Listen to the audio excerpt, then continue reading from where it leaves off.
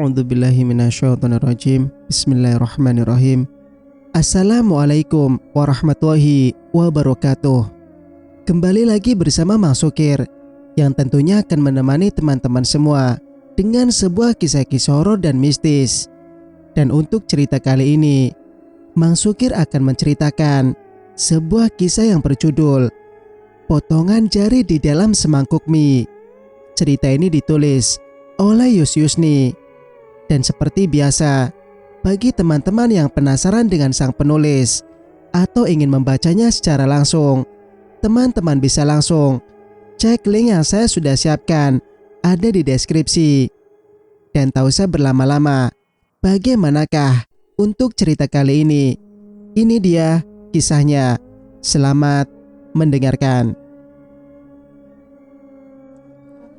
Sekitar 50 meter tempat Ngadiam berdiri. Di depan terdapat sebuah rumah mewah di antara rumah lainnya. Di depan rumah itu juga terpasang tenda dan kursi-kursi yang masih diduduki oleh beberapa pelayat. Diakui Ngadiam bahwa keluarga Raharjo orang terpandang dan cukup berpengaruh. Maka tak heran jika sampai saat ini pun ada saja yang berdatangan dan mengucapkan bela sungkawa. Ngadiam menghampiri salah seorang wanita berkerudung putih yang baru saja keluar dari rumah duka. "Bu, kalau boleh tahu, apa almarhumah sudah dikuburkan?" tanya Ngadiam menghampiri. "Sudah dikuburkan tadi. Ada apa ya? Ibu ini siapa?" Aku dari pihak rumah sakit, ingin mengantarkan ini." Ngadiam menunjukkan tas yang ia pegang pada wanita tersebut.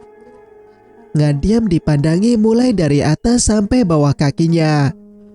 Wanita itu tampak heran melihat dandanan Ngadiam yang tidak meyakinkan bahwa dia dari pihak rumah sakit. "Kenapa memandangku seperti itu?" Ngadiam datar. "Maaf Bu, coba saja berikan langsung pada keluarganya Pak Raharjo yang lain," ucap wanita itu. "Memangnya dia kemana?" "Pak Raharjo masih di pemakaman. Maklum anak semata wayang, jadi dia masih sangat berduka." Ngadiam melirik kiri kanan. "Makamnya di mana?" tanyanya lagi penasaran. "Oh, makamnya masih dekat sini Bu. Bisa tolong titipkan saja tasnya. Bilang namaku Ngadiam yang antarkan," ucap Ngadiam. Wanita itu terdiam sejenak. Ia menaruh curiga juga terhadap Ngadiam. Tetapi sebisa mungkin rasa itu ditepis karena melihat raut wajah Ngadiam yang keibuan. Rasanya tidak mungkin juga dia berniat jahat. Lagi pula hanya tas. "Kau ragu?" tanya Ngadiam.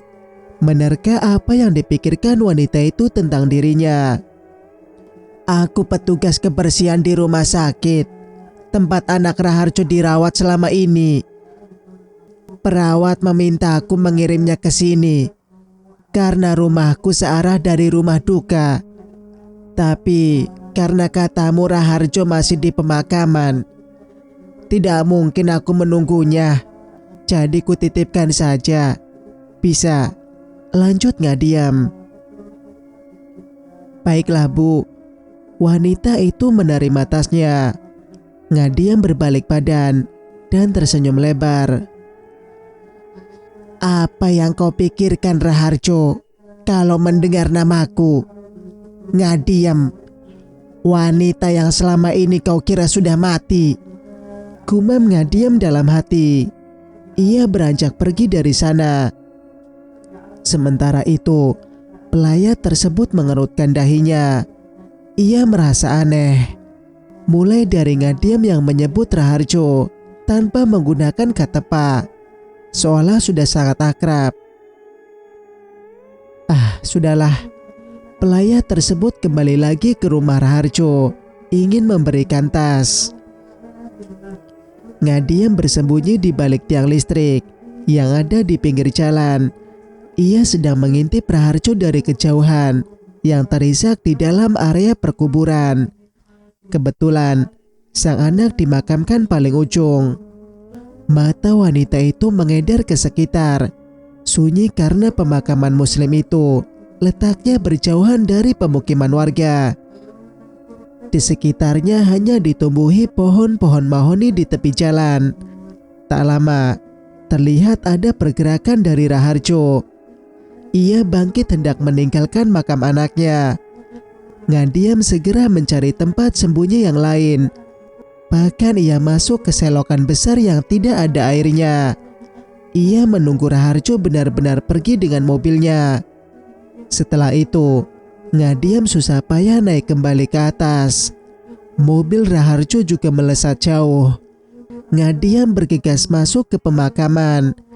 Ia bercongkok di depan gundukan tanah yang masih basah itu.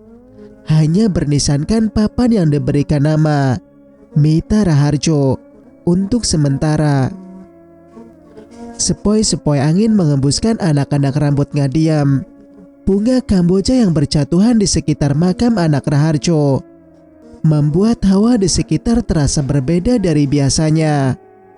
Ngadiam membelai papan nisan dengan lembut. "Tunggu aku nanti malam," ujar Ngadiam lirih. Ia bangkit dan berdiri tegak. Ngadiam berjalan meninggalkan makam dengan senang hati dan mengatur rencananya nanti malam. Sementara di tempat lain, Vena dan Mahesa masih melayat di rumah duka. Mereka duduk di dalam bersama keluarga Raharjo. Sebagian ada yang membahas tentang menghilangnya Sardi, karena keluarga mereka sangat dekat sekali dengan Sardi, terutama Raharjo. Sardi bukan hanya sekedar rekan bisnis, tapi sahabat. Di sudut ada Danu, sahabat Raharjo juga. Dia duduk bersama keluarganya. Lelaki parubaya itu baru pulang dari luar negeri setelah mengetahui anak sahabatnya meninggal dunia. Sengaja ia sempatkan terbang jauh demi merasakan duka. "Bu, ini ada yang menitipkan tas almarhumah. Katanya dari pihak rumah sakit," ucap pelayat tadi mendekati ibunya Raharjo yang duduk di kursi roda. Mahesa langsung melirik ke arah mereka. Ia menautkan kedua alisnya dan melempar pandang sejenak pada ibunya, Vena. "Pihak rumah sakit," gumam Mahesa. "Perasaan petugas akan memberikannya langsung pada keluarga tanpa menitipkan," ujar Mahesa yang memang duduknya berdekatan dengan keluarga Raharjo. "Hush, jangan ikut campur nak, gak baik," bisik Vena. "Tapi mah," Vena mengangguk memberi kode sambil menepuk paha Mahesa. Pemuda itu kembali duduk diam setelah ditegur ibunya. "Tadi nama yang ngantar kalau nggak salah. Nah, diem atau siapa ya?" ucap pelayat tadi sambil menggaruk pelipisnya. "Nggak diem," batin Vena. Duduknya mulai tak tenang. Ia gelisah mendengar nama Ngadiam. "Oh ya sudah bu, terima kasih ya," ujar ibunya Raharjo. Pelayat itu segera keluar setelah memberikan tas. Vena mulai menyenggol bahu Mahesa, bermaksud mengajaknya pulang. Keduanya langsung berpamitan pada keluarga Raharjo. Saat Raharjo memarkirkan mobilnya di tepi jalan, ia turun dan berpapasan dengan Vena. "Vena," seru Raharjo. Wanita itu hanya membalas dengan senyum simpul. Mahesa pamit ke mobilnya lebih dulu. "Aku turut berduka cita sedalam-dalamnya Raharjo," ucap Vena. "Terima kasih Ven. Mahesa juga banyak membantuku di rumah sakit," balas Raharjo. "Apa Sar?" ucapan Vena terhenti. Ia tidak mungkin melanjutkan pertanyaannya tentang Sardi karena waktunya belum tepat. Raharjo tengah berduka atas kematian anaknya.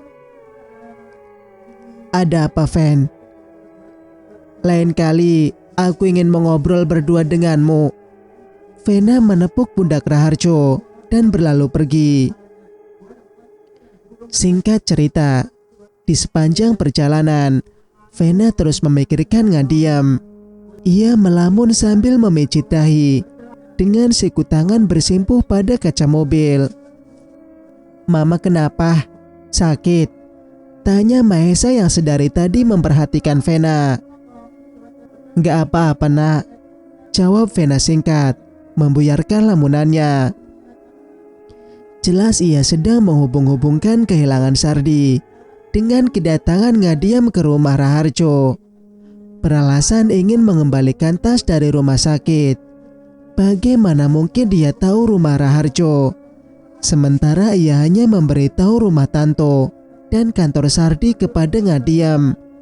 Maka dari itu, sewaktu Tanto dikabarkan terbaring di rumah sakit, Ngadiam diam-diam datang menghabisi dengan cara menutupi bantal ke wajah Tanto hingga pria itu meninggal. Hal itu diketahui oleh Vena sendiri. Tapi Vena tak tahu bahwa siksaan untuk Tanto belum berakhir meski ia sudah tak bernyawa. Ngadiam dengan nekat menggali kubur Tanto dan mencuri mayatnya. Beberapa bagian tubuh Tanto dipotong dan ia menyisakan jemari saja untuk dikonsumsi. Kukunya dicopot menggunakan tang, lalu diserahkan pada sang dukun dengan dibayar sejumlah uang. Sampai saat ini tidak ada yang tahu bahwa kuburan Tanto sudah kosong. Potongan tubuh itu dikuburkan di halaman belakang rumah Ngadiam. Berhenti Mahesa, pinta Vena mendadak. Ia melihat Ngadiam tengah berjalan di tepi jalan sendirian. Raut wajah Ngadiam tampak bahagia. Mahesa menepikan mobilnya di depan Ngadiam. Lalu pria itu menoleh ke kaca spion. Ia kaget melihat wajah yang tak asing baginya. Vena langsung turun dari mobil dan menghampiri Ngadiam. Sempat terbelalak karena Vena yang ada di hadapannya. Raut wajah Ngadiam berubah seketika. Yang semulanya sangat bersemangat. Kau dari mana Ngadiam? Selidik Vena. Aku dari pasar, jawab Ngadiam gugup. Apa kau dari rumah Raharjo? Cecar Vena. Kenapa kau bisa bertanya seperti itu? Ngadiam mengernyit. Jadi benar, kau tadi ke rumahnya menitipkan tas pada salah seorang pelayat. Tapi kenapa bisa kau tahu kalau anak Raharjo di rumah sakit itu? Ngadiam menelan saliva. Vena mulai mencurigainya. Vena menarik paksa lengan Ngadiam. Kau ingin membalaskan dendam lagi? Tanya Vena dengan suara meninggi. Ngadiam melepas paksa cengkraman Vena dari tangannya. Ia melotot tajam. Kenapa? Kenapa hah? Kau tak tahu bagaimana aku menjalani hari-hariku selama ini. Bukan hidupku dan masa depanku saja yang hancur. Kau lupa kalau suamiku juga dihabisi oleh mereka. Kau ingin aku melupakan peristiwa itu semua. Kau tidak akan pernah mengerti posisiku. Nyawa akan dibalas dengan nyawa. Jika kau masih ikut campur, aku akan melupakan bahwa kau adalah sahabatku dulu. Tegas Ngadiam berapi-api. Vena tak berkutik sedikit pun. Pundaknya lemas. Ia mematung saat Ngadiam melewati dirinya dan berlari menjauh. Mahesa langsung menghampiri ibunya yang tertunduk lesu, lalu mengantar Vena masuk ke dalam mobil. Kenapa, Mah? Apa Mama mengenal dia? Vena membisu. Mahesa menyerah menanyai ibunya. Ia memutuskan Untuk bertanya nanti saja di rumah. Flashback.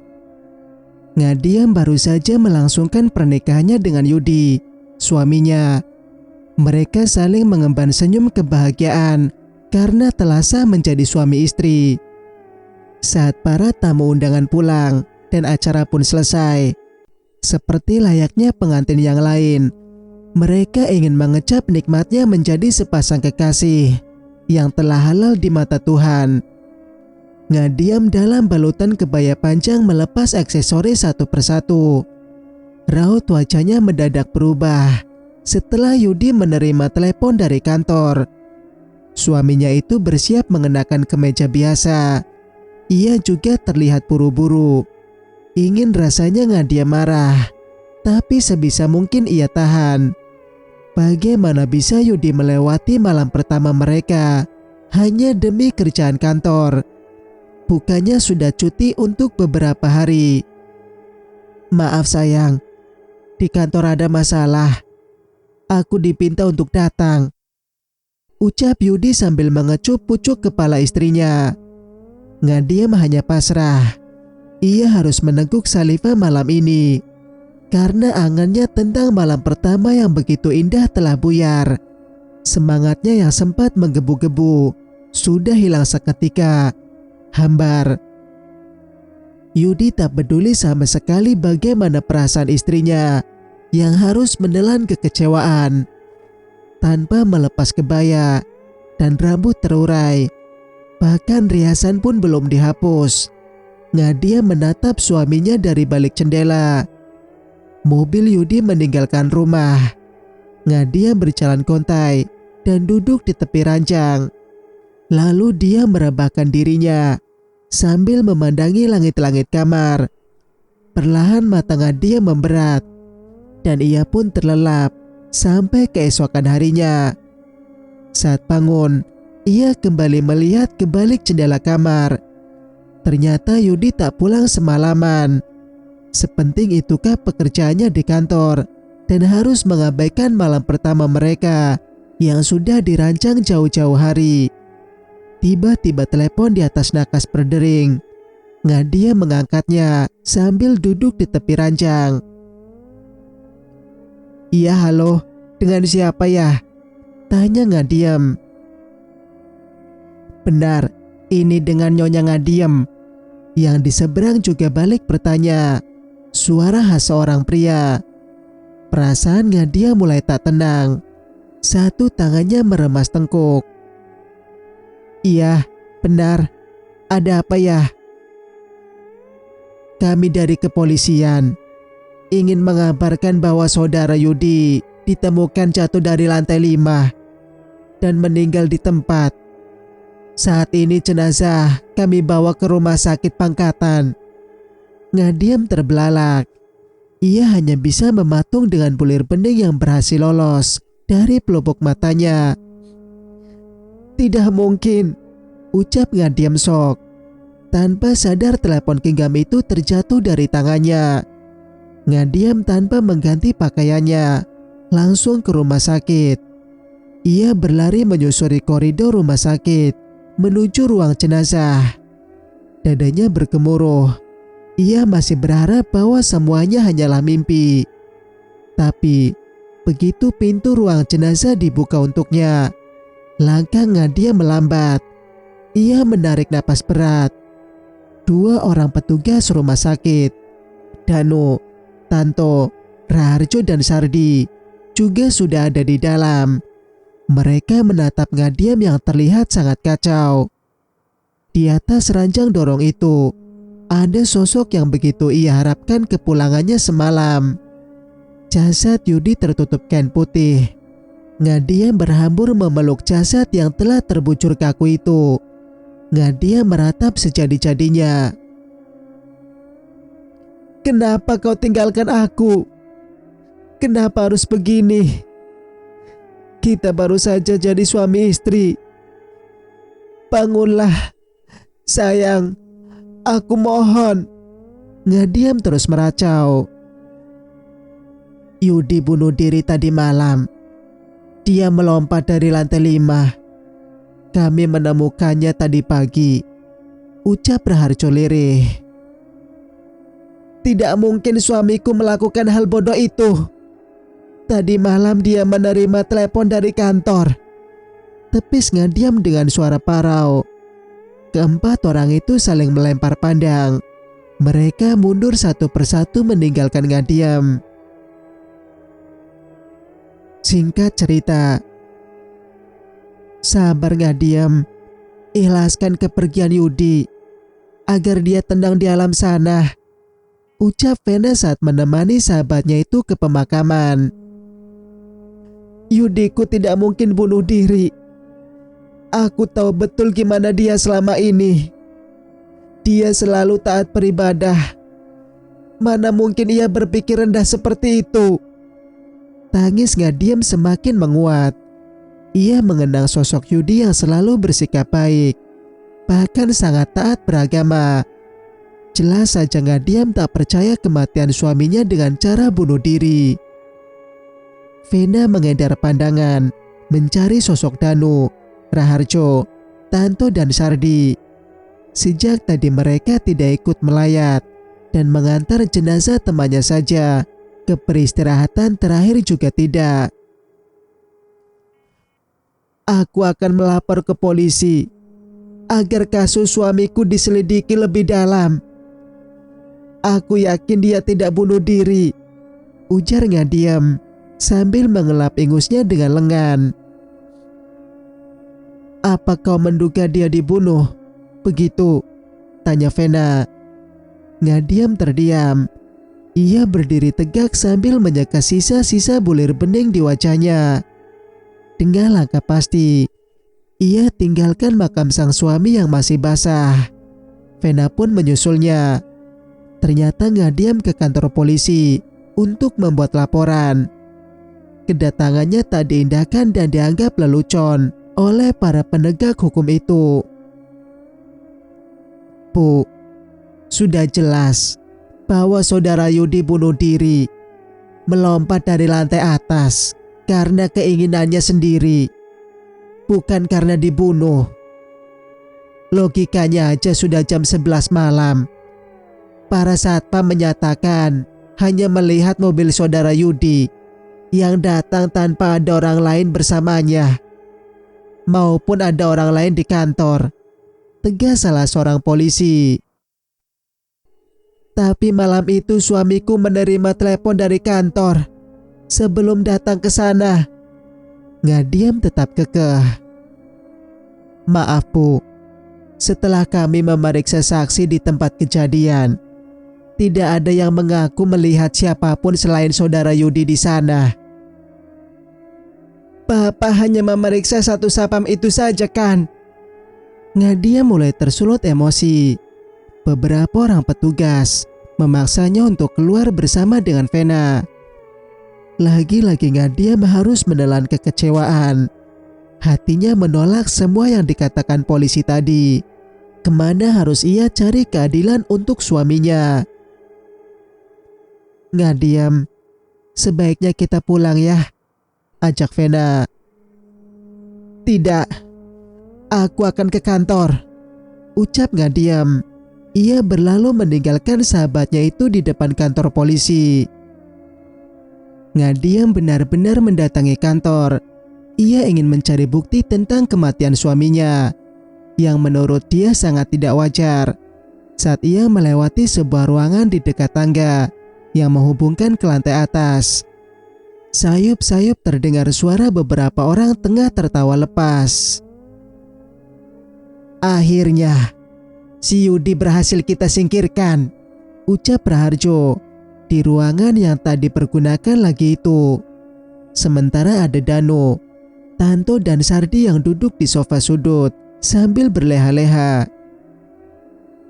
Tapi istrinya curiga kalau Yudi meninggal bukan karena bunuh diri. Hahaha, saut Tanto. Ngadiam yang sengaja menguping jadi memanas. Matanya perih mendengar kekejian keempat orang di dalam sana pada suaminya. Makanya, jangan sok suci, ingin mengadukan pada pimpinan. bahwa dana hilang itu karena kita korupsi. Lagi pula, aku sudah sangat tidak suka karena dia selalu dibanggakan oleh perusahaan. Sementara kita berempat tak pernah terlihat, ujar Danu. Oh, jadi kalian pelakunya, teriak Ngadiam sambil mendobrak pintu. Semuanya melompat kaget karena kehadiran Ngadiam. Kau, Raharjo terbelalak. Aku memang sudah curiga. Akan kulaporkan kalian ke pimpinan perusahaan ini, ancam Ngadiam sambil berbalik badan. Suasana di sana memang sunyi karena ruangan itu dilewati untuk menaiki tangga darurat saja. Ngadiam saat ingin ke lantai atas, tidak mau menunggu lift yang belum turun juga. Ia tak sabar hingga memutuskan untuk melewati tangga itu. Namun, tak sengaja mendengar percakapan keempat rekan kerja suaminya. Sardi langsung menyergap Ngadiam, sementara yang lain ikut-ikutan membantu Sardi membekap mulut Ngadiam yang berteriak sekuat mungkin. Mereka menyumpal mulut Ngadiam dengan sapu tangan milik Tanto. Lalu kedua tangan Ngadiam diikat dengan tali pinggang Danu. Mereka menyeret Ngadiam ke sebuah ruang kecil di dalam sana. Ngadiam terus meronta sekuat tenaga agar bisa terbebas. Tapi para keempat pria itu malah tertawa riang, seolah dapat mangsa. Terlebih Sardi, dia mengelus dagunya saat melihat rok Ngadiam tersingkap hingga memperlihatkan pahanya yang putih mulus. Apa kita bunuh dia juga? Tanya Raharjo. Sayang bila kita lewatkan kesempatan ini. Dia kan belum menikmati malam pertamanya dengan Yudi. Bagaimana kalau bersama kami saja? Kode Sardi yang memang terkenal playboy di antara keempat orang itu.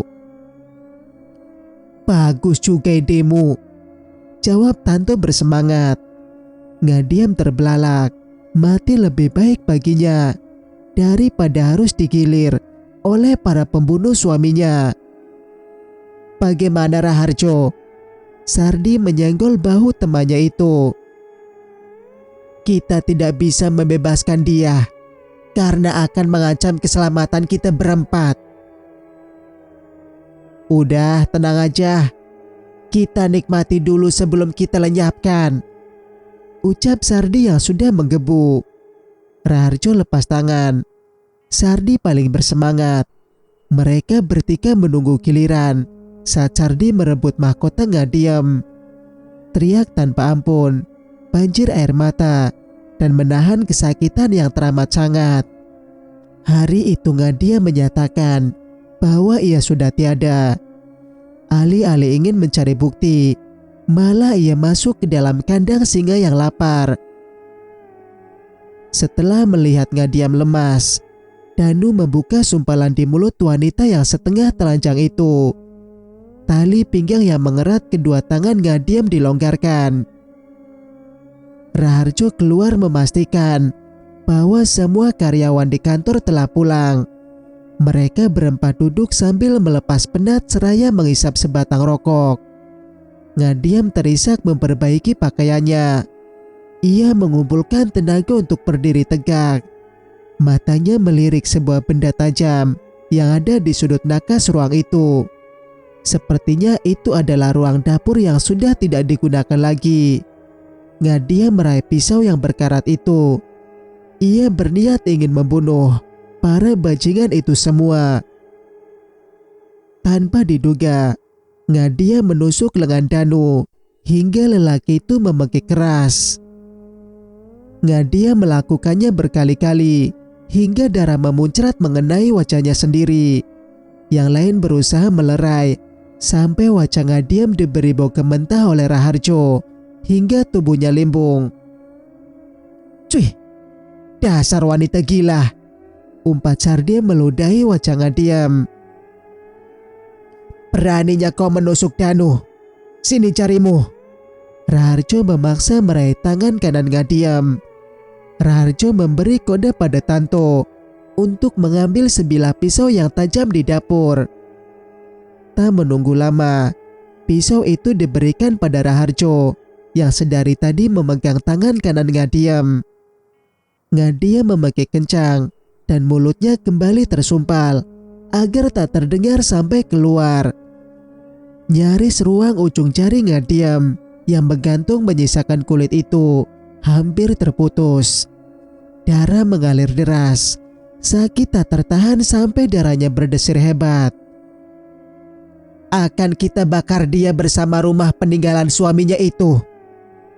Pastikan bahwa Sapam tidak berjaga agar kita bisa membawanya ke dalam mobil. Tita Raharjo pada ketiga temannya. Dani yang meringis kesakitan itu melilitkan kaos dalamnya untuk menghentikan pendarahan. Ia pulang lebih dulu untuk mengobati lukanya. Tanto bertugas memastikan kondisi di kantor aman. Ia ingin mendatangi Satpam, meminta membelikan dia sesuatu agar punya kesempatan membawa Ngadiam yang sudah tidak sadarkan diri itu keluar. Cerita pun bersambung. Jika kalian suka dengan ceritanya, jangan lupa untuk like, komen, dan subscribe channel ini agar bisa mendengarkan cerita-cerita berikutnya. Wassalamualaikum warahmatullahi wabarakatuh.